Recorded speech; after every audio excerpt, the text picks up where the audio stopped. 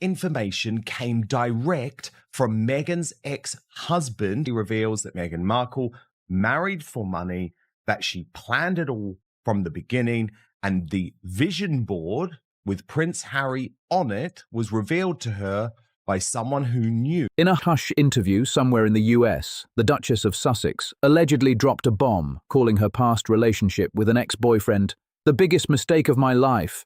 That single line exploded across royal circles like wildfire. Phones lit up non-stop, and the tension inside palace walls spiked sky-high around 6:40 p.m. UK time on February 5, 2026. King Charles didn't sit idle for a second. He moved fast. After a top-secret royal briefing warned him about an incoming media storm, he took charge personally. Reports say he opened a direct line to Meghan Markle herself, cutting through all royal layers.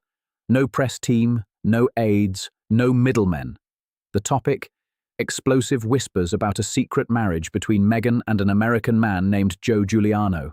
Suddenly, sealed records from Bibb County, Georgia, dated 2011, began trending again, blowing up across major news sites. The royal briefing didn't stop there. It pulled in Toronto-based chef Corey Vitiello, Meghan's confirmed boyfriend from 2012 to 2015. Old headlines resurfaced, messy timelines were questioned, and online forums started spinning wild theories. The king's order to his team was razor sharp. Contact her directly. No spokespersons, no assistants, no filters. 2 senior aides later confirmed the call lasted exactly 17 minutes and 39 seconds, every second dripping with tension. During the talk, Charles asked 3 blunt questions. Had she ever legally married Joe Giuliano in the US? Were any documents sealed? And if so, was it for legal reasons or by personal choice? And was her recent remark about Corey Vitiello just a cover-up to hide old secrets? Every word in that call carried heavy meaning. Threatened Joe to take to the court, fight him if he opens his mouth. Is that a possibility? Especially when Meghan was researching the prince online. One royal advisor revealed that while the king's voice stayed calm, his tone was ice-cold serious. He reportedly warned her, "If what I hold is true, you will be erased from the royal record." That single word, erased, sent shockwaves through legal corridors. Lawyers were scrambling, whispering what everyone feared. What could that actually mean? Under royal law, the fallout could be massive. It could mean Meghan's name, photo, and titles wiped clean from every official royal page. No more ceremonial appearances, no honorary roles, and even her military and civic patronages could be pulled. Some insiders said it might go as far as stripping the entire Sussex brand of key legal protections. Security privileges tied to her royal status were also rumoured to be under review. This wasn't palace gossip. This was full-scale damage control at the highest level. But then things went from bad to explosive. Out of nowhere, a private audio recording from a Los Angeles studio leaked online. In that clip, Meghan reportedly called Corey Vitiello a mistake from the past, a chapter that should never have existed. The recording, dated February 3rd, was said to have been captured by sound technician Dominic Travis, who later sold it to a Canadian gossip blogger for a jaw-dropping $18,000. Within hours, it spread everywhere, plastered under headlines like "Erased and Denied, Meghan's Hidden Toronto Years." By 2 p.m. Greenwich Mean Time on February 5th, online searches for Meghan Giuliano marriage record and Meghan Corey Vitiello went through the roof. Over 1,200 global headlines were circulating. What I learned about myself is no matter what my name is or what people call me, I'm still the same person. So that didn't change who I am. And maybe that's probably the biggest distinguishing. The digital chaos was unstoppable. Royal monitoring systems even flagged trending phrases like fraudulent biography, marriage record seal, and Toronto relocation timeline. The palace quickly labelled the crisis as a Level 3 institutional reputation risk. Insiders from Windsor's media compliance team confirmed that all focus suddenly turned to Meghan's years in Canada, 2012 to 2015. During that time, she was publicly dating Corey Vitiello, reportedly living in a midtown Toronto apartment linked to his restaurant business. But the real mystery? A sudden trip to New York in August 2015. After that trip, she allegedly ended things with Corey, cutting off her Toronto circle completely. Then came February 4th. And that's when the internet truly lost it. Corey Vitiello suddenly dropped a black and white photo of a Toronto street corner, the very one where he and Meghan allegedly lived together. His caption? Just 4 chilling words, "The truth never sleeps." That line hit hard. And the internet read between those lines fast. Within 24 hours, the post exploded, getting reshared more than 600,000 times. Right after that, old legal filings from Canada and Georgia resurfaced, igniting new speculation. Palace advisors instantly went into legal lockdown mode, combing through every US document connected to Meghan Markle before her engagement to Prince Harry. Internal sources later confirmed that by 8 p.m. GMT, February 5th, King Charles's office had already opened preliminary talks with the Home Office and the Department for Digital, Culture, Media and Sport about possibly revoking her formal royal status. That's not ordinary paperwork. That's crisis-level intervention straight from Montecito. Despite the chaos, Meghan stayed silent publicly. Not a single statement. But insiders whispered that she had quietly instructed her legal team to gear up for aggressive media action and even potential injunctions over what she saw as false and twisted claims about her private life. Being a part of this family and the platform that comes with that is an incredible responsibility that I take really seriously. Behind palace walls, lawyers were lining up fast. This was turning into a full-scale legal showdown. Meanwhile, the Archewell press team was tracking every single mention of Joe Giuliano across US and Canadian outlets. Royal sources said the entire situation was being treated with constitutional urgency. If investigators found any proven omission or major misrepresentation linked to Meghan's royal entry, it could trigger the monarchy's rarely used permanent removal clause. That means her name could vanish completely, erased from official royal archives and wiped from future historical records. Such a move would be absolutely historic. But that wasn't all. Meghan's rumoured trip to Dubai was never meant to be a quiet getaway. It was supposed to be a comeback moment. February had been planned as the kickoff for a flashy golf-themed publicity campaign, setting the stage for a controversial March launch of her new lifestyle brand, reportedly titled Ever Arabia. Since I started talking about Meghan Markle's marriage with Trevor Ingleson, a lot of people have pointed out that she was actually married before. But everything fell apart in record time. On February 4th, she was reportedly denied entry, and by February 6th, sources claimed she faced a chilling diplomatic cold shoulder from senior royal figures. The grand rebrand, Meghan's big comeback plan, completely unraveled right in front of the world's cameras. The timing couldn't have been worse.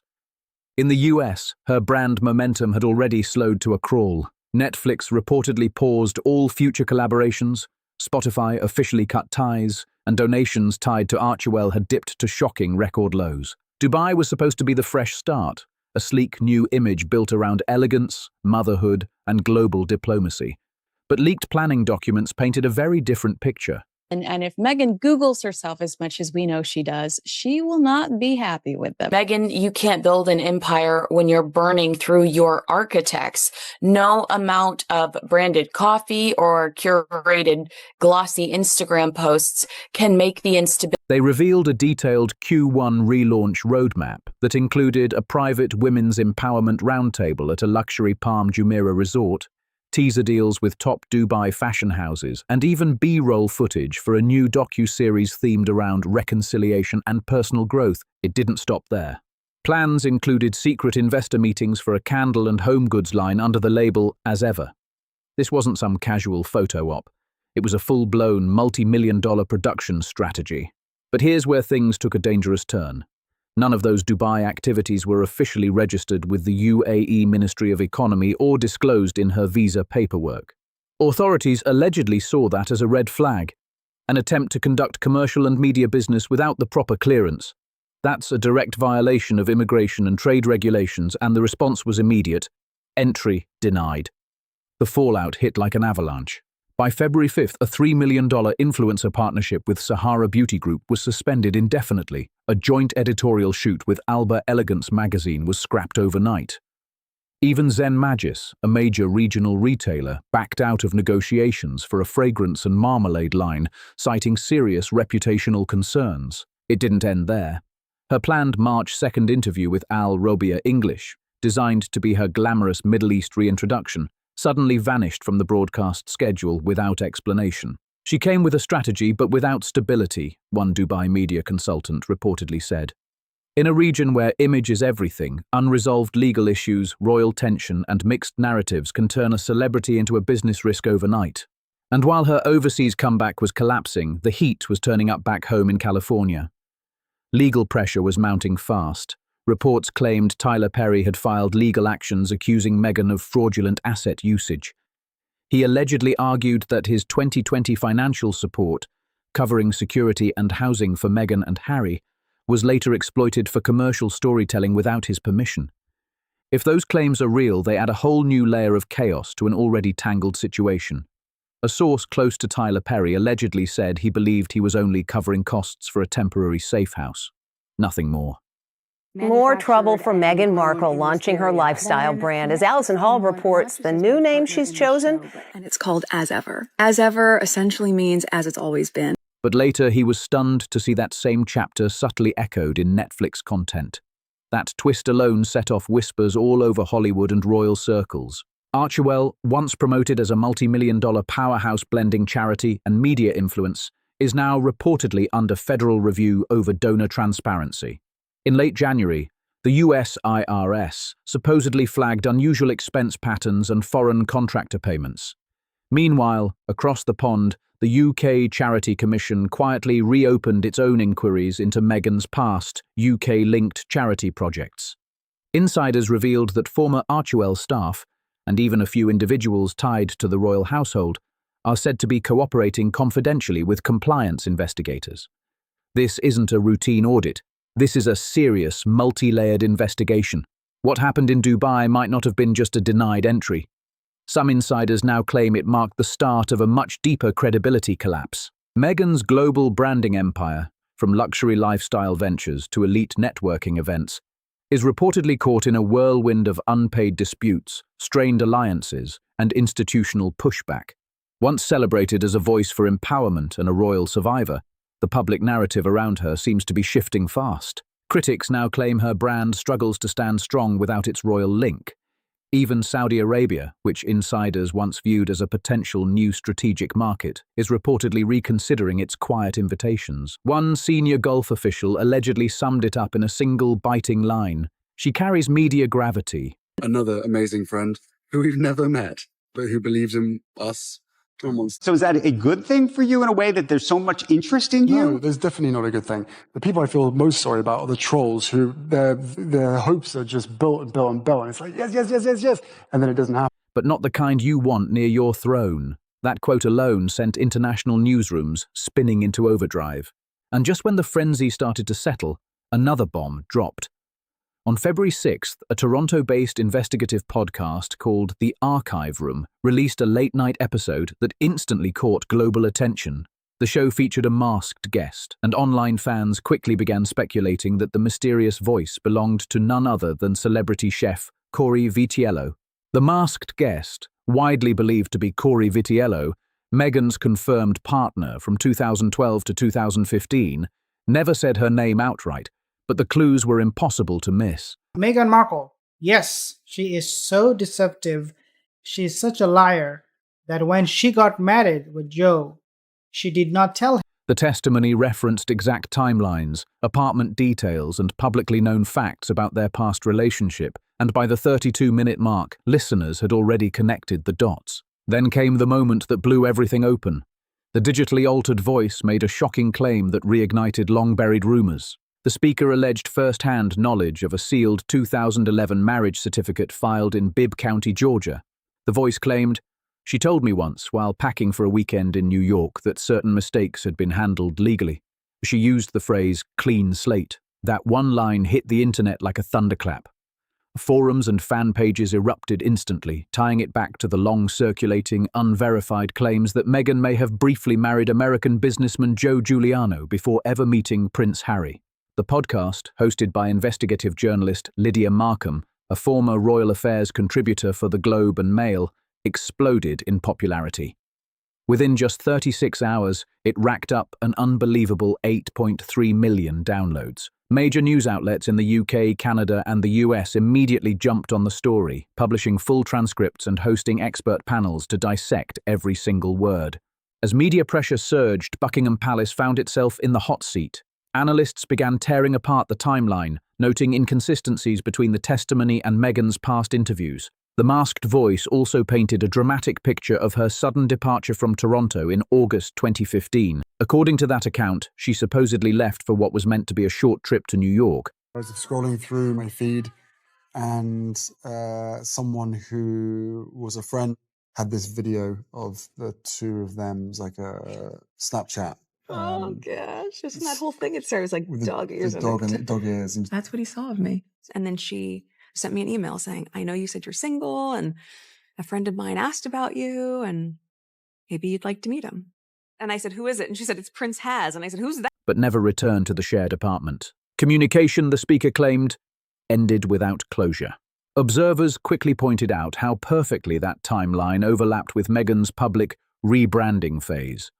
It directly contradicted her past statements, where she claimed she'd been single for over a year before meeting Prince Harry in July 2016. Legal experts speaking on BBC Radio 4 and CBC News noted that if a sealed marriage record truly exists and was never disclosed during royal vetting, it could trigger major questions under royal marital disclosure protocols. A senior royal advisor confirmed that King Charles's legal team has already launched internal record checks across the Lord Chamberlain's office, the Cabinet Office, and the Home Office. The palace clearly isn't treating this like gossip. It's being handled like a constitutional emergency. The burning question shaking royal investigators was clear. Were there any non-disclosures or redacted personal details in Meghan's submissions before the 2018 royal wedding? If such documents ever surfaced, the fallout could skyrocket. In response, Meghan's team fired back from Montecito with a short, tightly worded statement, calling the podcast episode a targeted act of character defamation based on conjecture and unauthorized insinuation. Yeah, he's great. He's an interesting guy. He's a prince, but my daughter's been a princess since the day she was born. In a joint statement, the Duke and Duchess of Sussex said, what we love about podcasting is that it reminds all of us to take a moment and to really listen, to connect to one another. The tone was fierce, but sharp-eyed analysts noticed one thing missing. There was no formal denial and no legal injunction filed regarding the alleged Giuliano marriage. By early February 7th, that silence became deafening online. Within hours, the name Joe Giuliano was trending across every major platform. Then came the viral moment that changed everything. A video clip surfaced showing Giuliano being approached by reporters outside a Miami cafe. Cameras flashed wildly. Questions flew from every direction, and though he refused to give a full interview, he dropped just one unforgettable line. I don't erase people. I once loved her. That single sentence shook the internet. The 14-second clip exploded across TikTok and X, racking up more than 19 million views in just 24 hours.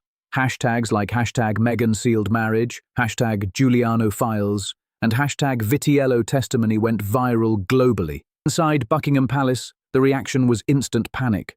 The royal communications team reportedly launched an emergency round of media containment as speculations spiraled out of control. Palace insiders confirmed that King Charles was briefed late on February 6th, and he allegedly instructed aides to compile a full dossier, including media footage, interview transcripts, timeline cross-checks, and inconsistencies across previous biographies. Where Meghan in a beautiful gown and a man in a wedding suit walked down the aisle, and they were surrounded by lots of people. Some people believed that this was actually her first wedding at the age of 18 with Joey Giuliano. This is not the first time when a family member of Meghan Markle is speaking out. Advisors reportedly warned that if any major omission were proven true, the Crown's credibility could suffer serious damage. As one insider allegedly put it, this is no longer about her. It's about what we failed to detect. That statement shifted the stakes overnight. Public opinion split in two. Some fiercely defended Meghan's right to privacy, while others demanded total transparency. The noise only grew louder as Meghan stayed completely silent in public. But behind the quiet, a counterattack was already in motion. Just hours after the Archive Room podcast crossed 8 million streams, Meghan reportedly launched a calculated strategy from her Montecito estate. Internal notes leaked later hinted at 4 immediate objectives.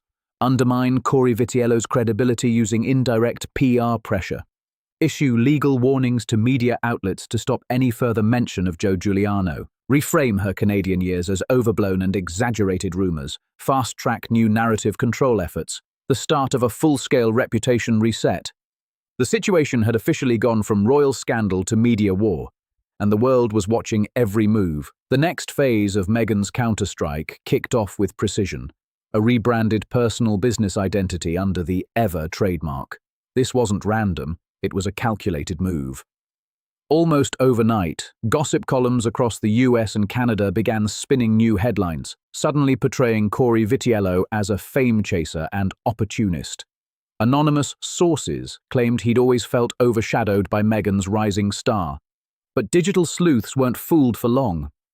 Metadata analysis reportedly traced at least one of those columns back to LSM Strategies, a PR agency linked to Archewell Creative. That discovery raised a wave of new questions about how far Meghan's media team might be going to control the narrative. At the same time, 2 major American morning shows were hit with pre-litigation letters from Meghan's lawyers, demanding public retractions for suggesting she was tied to unverified premarital legal records. The letters emphasized defamation and reputational harm. Separately, her legal team also filed a provisional cease and desist notice targeting the Archive Room podcast, challenging the use of the digitally altered voice testimony without any signed release or consent form. Legal experts quickly pointed out that no one had been officially identified in that episode. Today in London, well, as you can imagine, the story is plastered all over the newspapers, and it is the topic of conversation around water coolers all over the UK. Some of the tabloids are calling the two the Rogue Royals and describing the move as Megxit. Others say they're turning their backs on the royal family. Yet the public drama only grew louder. Her representatives argued that any content hinting at a sealed marriage, even if not naming her directly, still created harmful insinuations. The chaos spilled onto social media. Platform X reportedly received over 150 coordinated takedown requests, each targeting posts under hashtag Giuliano Files. Meghan's lawyers cited privacy violations, harassment, and manipulated context. But here's the twist. Many of those takedown requests were denied under public discourse protection rules. The internet refused to quiet down. Perhaps the boldest part of Meghan's media playbook came next. A total reframe of her Toronto years. According to leaked internal PR strategy outlines, the period from 2012 to 2015 was now being repositioned as purely a professional growth phase. Personal relationships? Downplayed to the point of near erasure. Sources claimed former colleagues were even lined up for soft interviews, repeating the same scripted message. She was career-focused, and her only serious relationship was with her work. The narrative shift was crystal clear and deliberate. One leaked February 6th email to a Netflix executive reportedly made the strategy plain as day. The subject line read, "Corey's chapter must be erased. It's not aligned with the new Duchess narrative." That single sentence summed up everything. This wasn't just crisis management anymore. It was a complete rewrite of history. That phrase, erase chapter, exploded online within hours, transforming into the viral tag hashtag erase chapter. It became a symbol for what critics claimed was Meghan's full-blown attempt to rewrite history, right as global scrutiny hit its peak. The digital battlefield was on fire. Every post, every leak, every legal move tracked in real time by millions. On February 7th, Meghan made her next bold move, filing urgent copyright and trademark applications for her new brand, Evermark. The filings covered everything from wellness products and streaming content to skincare, organic beverages, and even personal growth courses. Insiders called it a total reinvention, a deliberate pivot meant to separate her new identity from the Sussex title. But even with the rebrand, Meghan remained legally and reputationally tied to the crown, and that connection made her next steps risky. Her official press release described Evermark as a forward-facing legacy platform for empowered women, ambitious, polished, and purpose-driven, but everyone noticed the clear message underneath. She was distancing herself from royal roots. Still, the pushback came instantly. On February 8th, Sussex Legal UK filed a formal objection, claiming the new brand could confuse the public and blur the legal boundaries of the Sussex title. Retailers responded just as quickly. Whole Foods reportedly pulled out of negotiations for her herbal tea and fragrance lines, while Spotify scrapped her planned 2026 podcast launch. An American actress became a real-life princess bride. A great chat for about an hour. I left after an hour, and I told him that I had other plans. I want to see you again.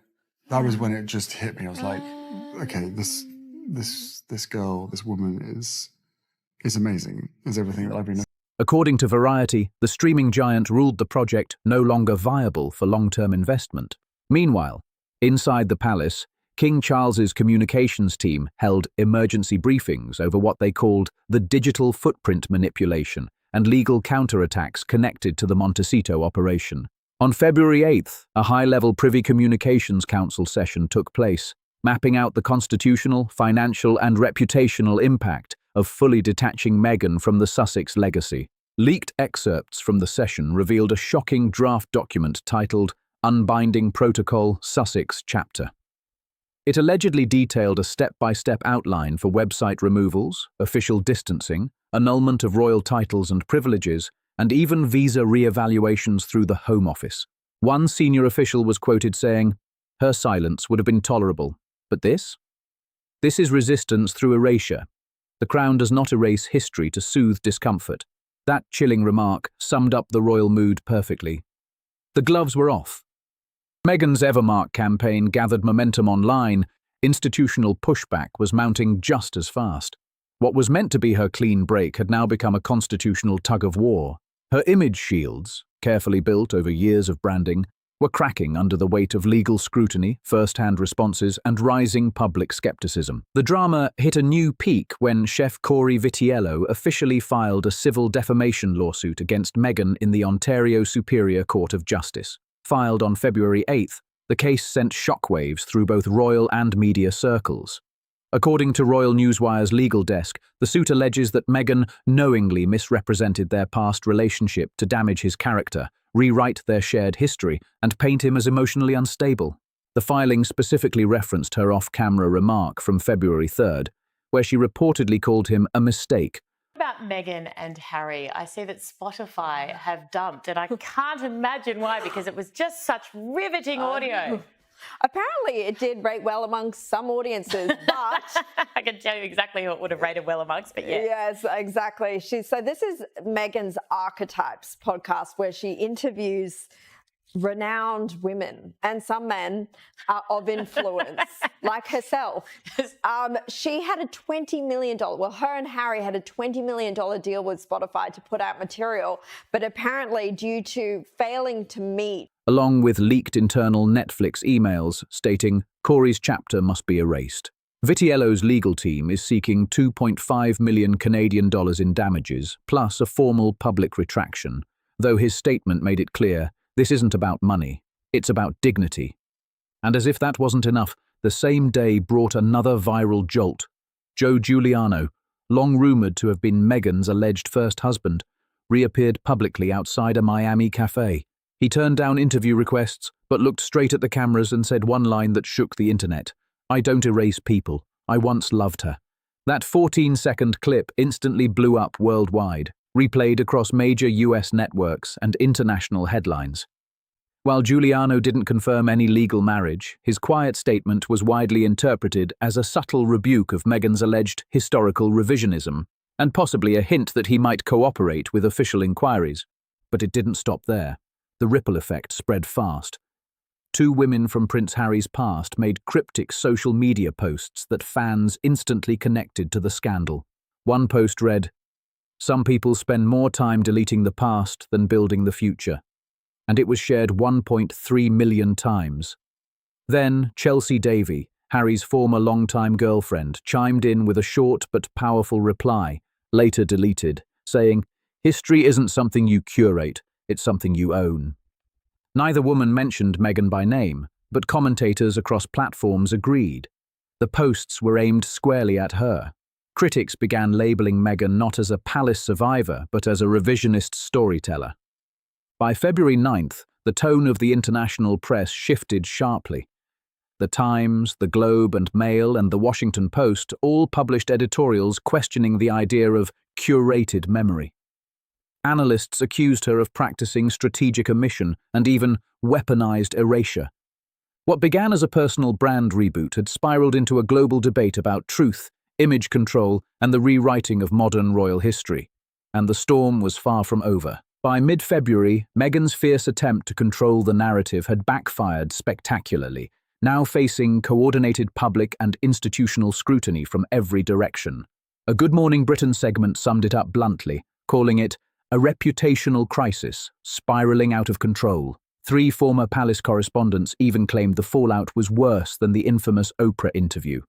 Not just because of public reaction, but because of what they described as a breach of honesty toward the crown itself. The commercial dominoes started falling fast. Whole Foods confirmed it had cancelled 2 product lines under Meghan's Evermark brand, and Spotify quietly released a statement on February 8th announcing the termination of all Sussex-related podcast deals. The once high-profile partnerships were suddenly gone, just like that. Meanwhile, inside palace walls, King Charles received another sobering update. Public opinion had turned sharply against Meghan. Data from Privy Communications polling showed that 61% of UK respondents believed she had deliberately omitted or altered details of her pre-royal life to manage her image. The skepticism was overwhelming, and the Crown took notice immediately. That same evening, the King's Advisory Council submitted a working draft of a full severance memorandum, a legal strategy designed to finalise Meghan's removal from all royal records, privileges, and benefits. The process, which royal insiders described as institutional surgery, was pushed into motion at record speed amid growing public outrage and legal turbulence. By dawn on February 10th, it became official. Meghan Markle was effectively erased from the institutional memory of the British monarchy. At 3:40 GMT, every trace of her royal presence, from formal documents to digital archives, was nullified. The royal family's official website quietly reflected the change hours later. Her profile, biography, photos and marriage timeline vanished, replaced by a single cold line of text. This individual is no longer associated with official royal duties. There was no fanfare, no announcement, just silence and an empty space where one of the most talked about royal figures of the modern era had once stood. The monarchy had drawn its final line, and the world was left reeling in disbelief. By dawn on February 10th, the digital purge was complete. All links to Meghan's prior patronages were quietly disabled, and her archival speeches, photos, and videos were shifted into restricted access folders for press use only. What once showcased her global outreach was now locked behind administrative walls, erased from public view. Later that same morning, Princess Anne appeared at a scheduled dedication ceremony at the Royal Academy of Military Science. Though the event was officially unrelated to the scandal, her unscripted closing remarks stunned the audience and the world. This is the key bit. They go on to say, "We intend to step back as senior members of the royal family and work to become financially independent while continuing to fully support Her Majesty the Queen." Now, clearly this is shocking, but perhaps not that surprising for royal watchers. Just yesterday, they were at Canada House thanking officials for the hospitality they were shown during a 6-week trip to Canada, choosing to spend their Christmas in Canada, not at Sandringham House, with the rest of the royal. It takes integrity to stand under scrutiny. It takes courage to own one's history, and it takes truthfulness to earn the right to serve. The hall erupted in applause, and media outlets immediately seized on the clip. Analysts everywhere read her words as a thinly veiled rebuke of Meghan's conduct. Royal insiders said Princess Anne was the first senior royal, aside from King Charles, to publicly hint at disapproval, and that she was reportedly deeply disturbed by any manipulation of royal trust. That evening, King Charles himself took the stage at the Royal Archive Centennial Gala inside Windsor Castle. Officially, it was billed as a celebration of historic preservation, but his tone carried unmistakable judgment. His speech echoed through the marble hall. "We must preserve not only the records and the facts, but the courage to face them. History need not be edited to make it comfortable. It stands as it was lived, and shall not be rewritten for convenience." The crowd, a mix of historians, archivists, and foreign diplomats, fell silent before rising to a long, deliberate applause. No one had to name names. The meaning was crystal clear. Within hours, royal commentators across Britain and abroad declared it the definitive closure of Meghan Markle's royal narrative. The phrase, "history shall not be rewritten," spread like wildfire online, trending worldwide by midnight. The monarchy had spoken, in its own measured, unmistakable way. But the fallout didn't end there. Leaked internal correspondence the next morning revealed that the Royal Legal Office had formally contacted the UK Home Office on February 9th, just before the gala, requesting a comprehensive review of Meghan Markle's visa status, travel privileges, and all records tied to her royal classification. Though Meghan remains a US citizen, her former diplomatic status as the Duchess of Sussex, which had granted her certain travel and protocol exemptions, was now officially under review. The palace's move signalled more than punishment. It marked a total institutional severance. What had started as a reputation battle had now become something far bigger, a royal reckoning written into history, one line at a time. An anonymous Home Office official confirmed the final step of the process, stating, "We have instructions to classify her as a private US citizen with no active royal designation." It was a symbolic but powerful declaration, drawing a definitive line between Meghan Markle and the British monarchy. The change carried weight. It altered everything from state protocol and G7 invitations to funeral attendance and ceremonial seating arrangements. Then came the commercial aftershocks, fast and fierce. Whole Foods officially terminated negotiations with Forevermark Organic, Meghan's wellness venture. Netflix placed her upcoming documentary project on indefinite hold, and Spotify wiped all traces of her unreleased 2026 audio series from its platform. By February 10th, every one of Meghan's commercial platforms had gone dark, and the Archewell Press website was stripped clean. No media kits, no event calendars, nothing but blank placeholders. For 3 straight days, Meghan was nowhere to be seen.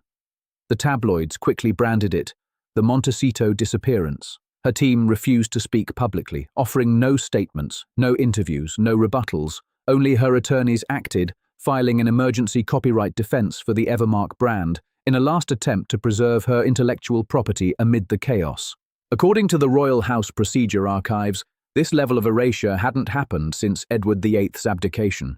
Yet even he had been left with a page in the official royal history. But this was total removal. Palace staff now referred to Meghan's file as fully sealed and archived, marked under a new classification. February 2nd to 10th, permanent royal disassociation. And in a final, handwritten directive before leaving Windsor Castle, King Charles reportedly wrote the Lord Chamberlain, "Closure is not about vengeance, it is about protecting the crown from erasure." With that, the Meghan Markle chapter of the British royal family came to an official end, a historic and unprecedented deletion of a modern royal narrative. The world watched in shock as the monarchy closed its most controversial file of the 21st century, not with fanfare, but with silence. The story of Meghan Markle, from global fascination to royal exile, will forever stand as one of the most dramatic transformations in modern royal history. If you've followed this entire saga and have something to say, drop your thoughts in the comments below. What's your take on how this all unfolded? Do you think it was justified or too extreme? And if this deep dive opened your eyes to the full story, make sure you hit that subscribe button, like this video, and share it with someone who's been following the royal drama. Stay tuned. There's always more to uncover in the world behind the crown.